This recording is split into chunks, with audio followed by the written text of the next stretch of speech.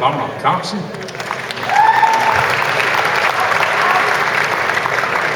Lasse Thomsen. Lasse Gård Jensen.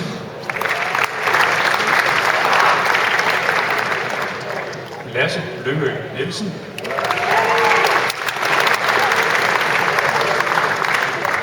Line Fonseca.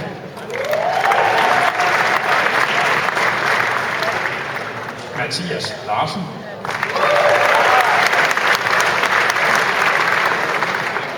Mathias August Simonsen.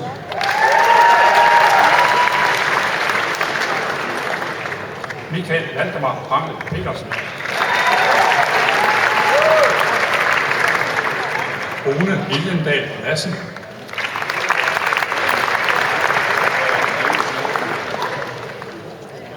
Signe Meisner Jensen.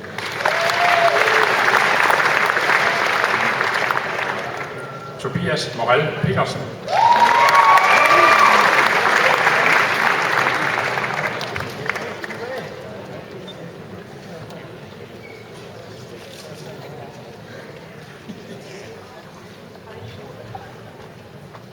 Så kommer tredje by, Andreas Larsen.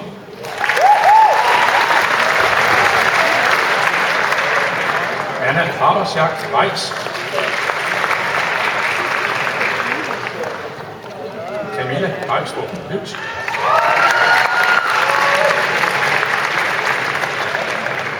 Camilla Marie Sink Wulf.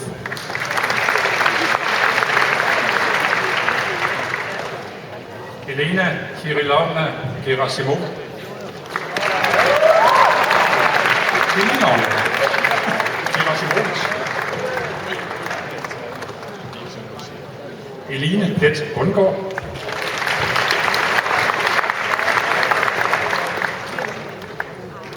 Emil Visby Østergaard.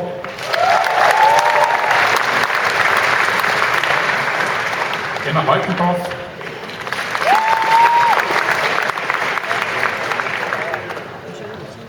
Greta Tukuse.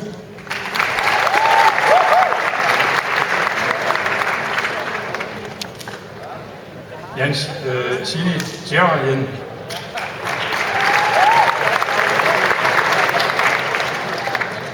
Johanne Kristoffersen.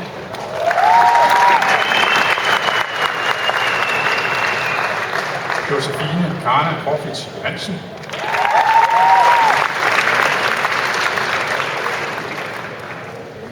Malene Hjort Christiansen.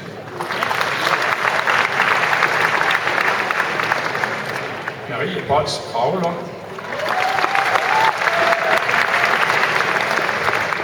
Mathias Bassar Olsen.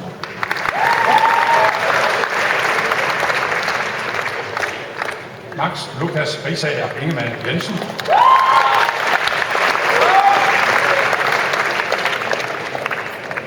Mia Rosenørn Delasson Sørensen.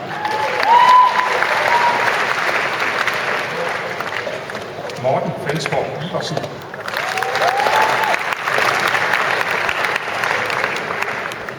Natasha Riborg.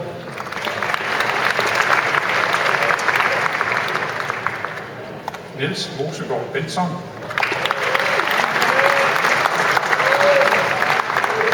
Peder Lyngby Nielsen.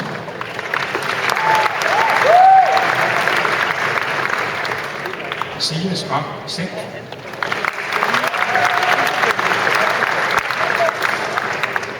Therese Bjelkowski Christiansen.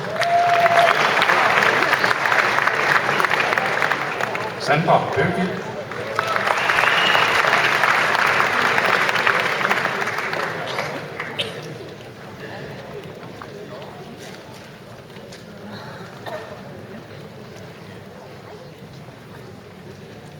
Og så slutter vi af med tredje sæt. Alexander Emil Kaspersen.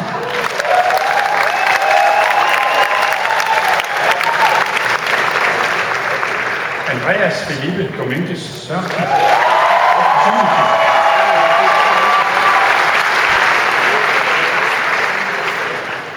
Benjamin Smede Forsgaard.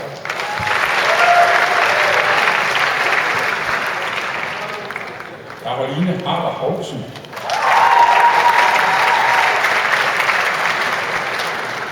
Katrine Kirkegaard Lauritsen.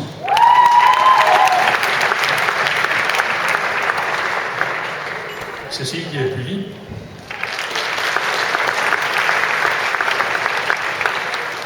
Cecilie Frøholt.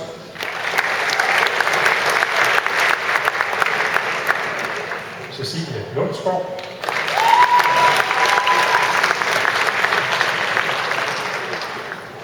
Daniel Bak Holmager. Eline Worm Klitgaard.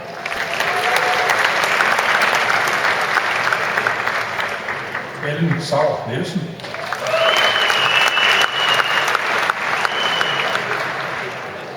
Emma Rosenlund Tysler.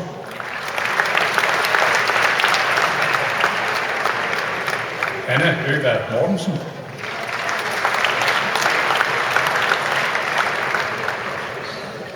Sanne Halefels Bodum.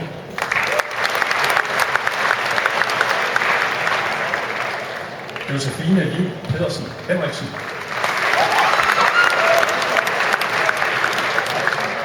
Line Krog Sørensen.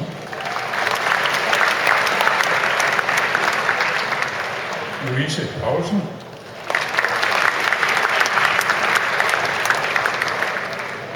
Maria Agerbo Sondrup.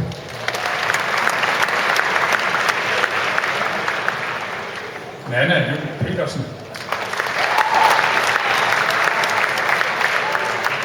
Sara Karin Jensen.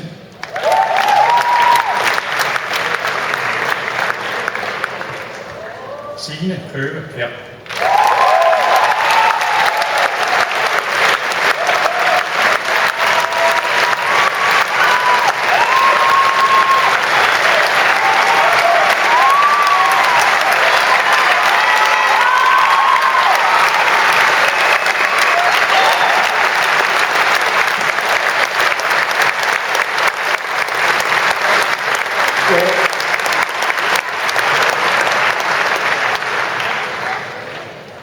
Et stort tillykke med eksamen for mig også. I har gjort det rigtig godt. I er flere, end I nogensinde har været. Til sidst må jeg rykke ud på gangen. Og jeg har også klaret det bedre end nogensinde. Vi har faktisk fået det højeste snit, vi har haft nu med det nye karakterskala. Så rigtig godt på det.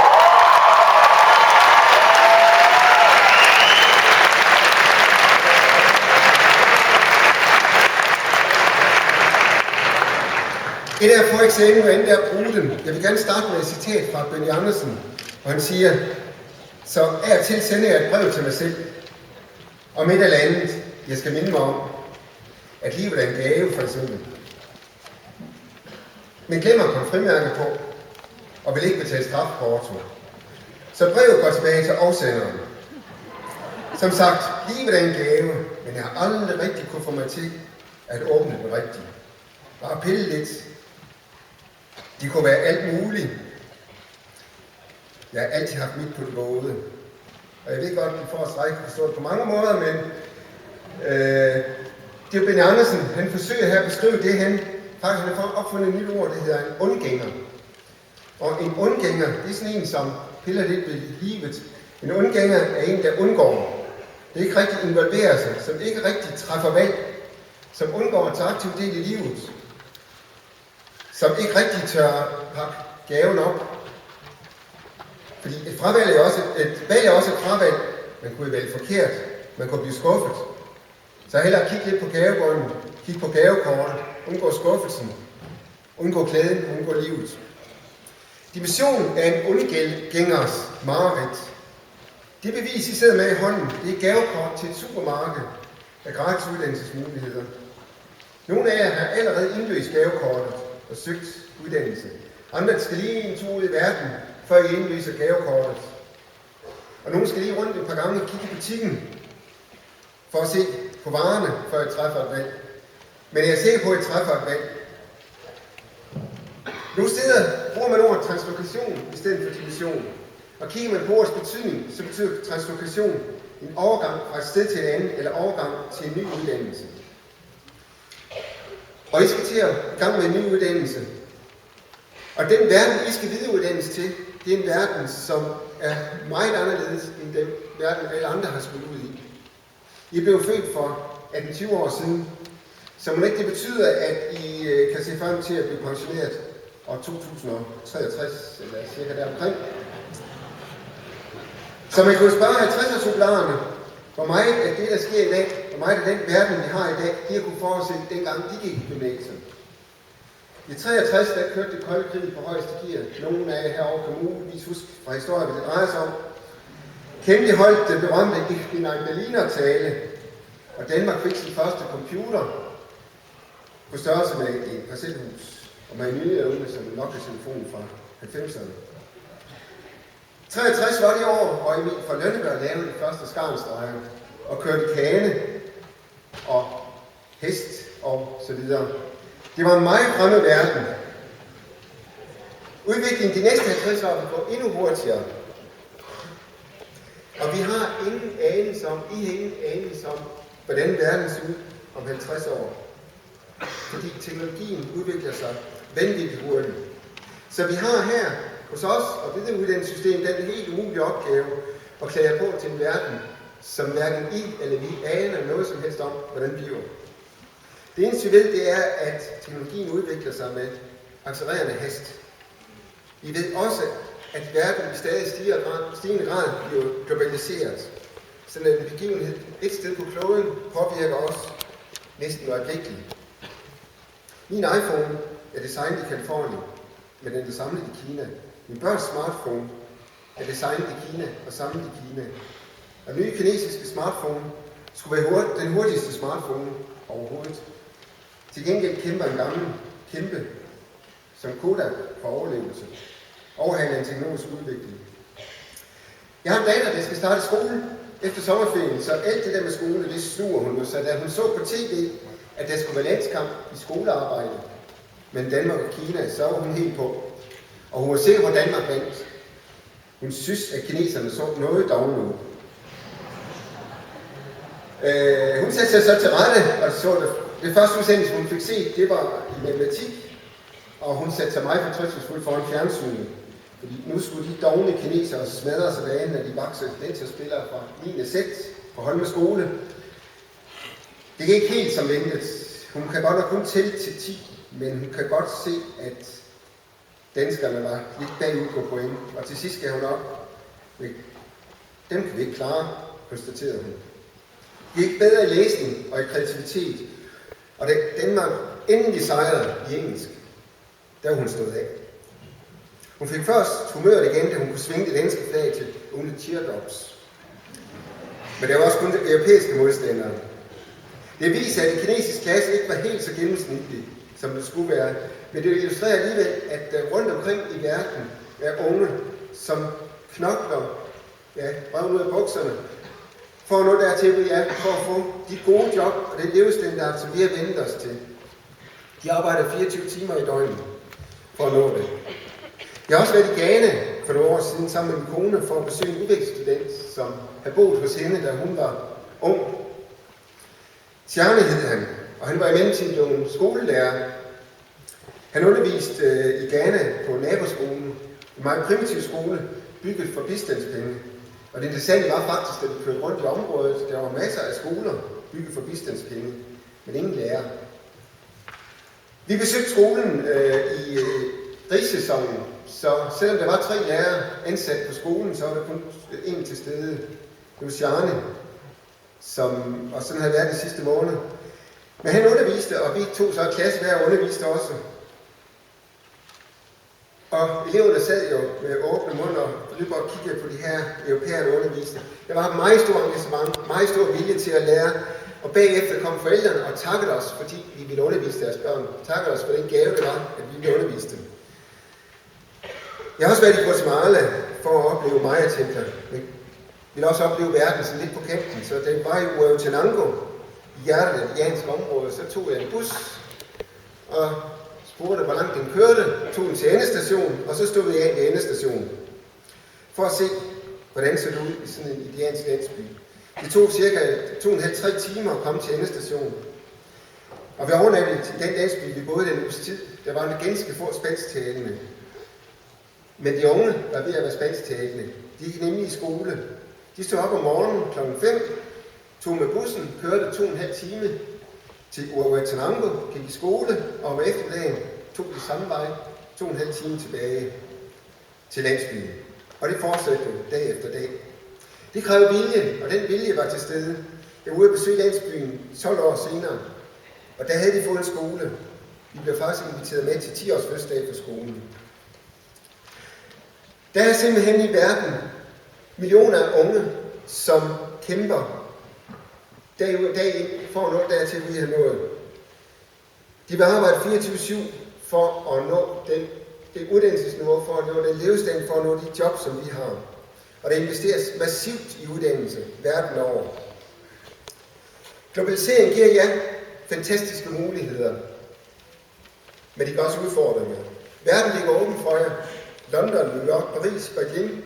Mange af jer kommer til at arbejde i udlandet i kortere tid, eller længere tid, og nogle permanent. Men verden er også i stigende grad åben for unge fra Brasilien, Indien, Kina, Sydafrika. En computerteknik i Indien tager allerede job fra danske ingeniører.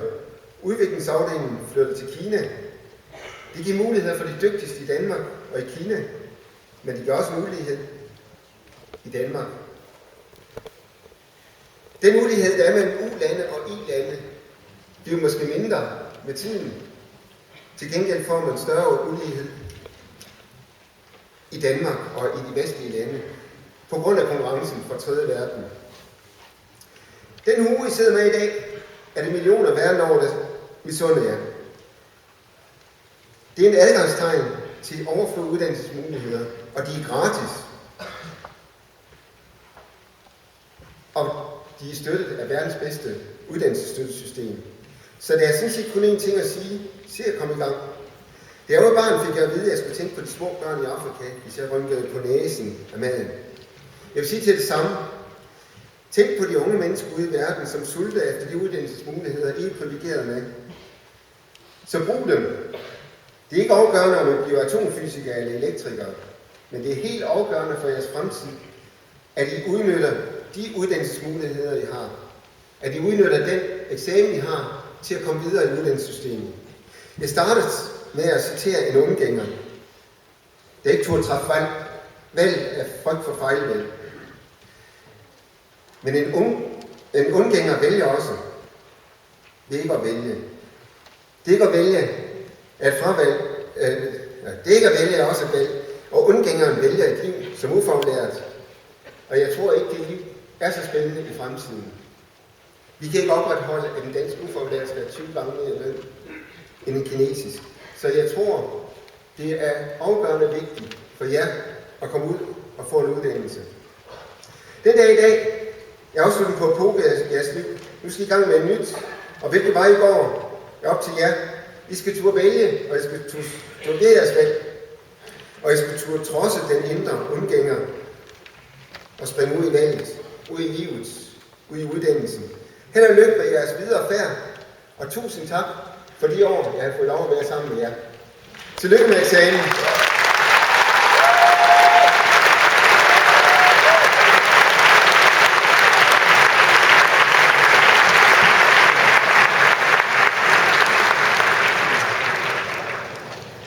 Og så vil tredje D og tredje M synge Freedom af George Michael for os.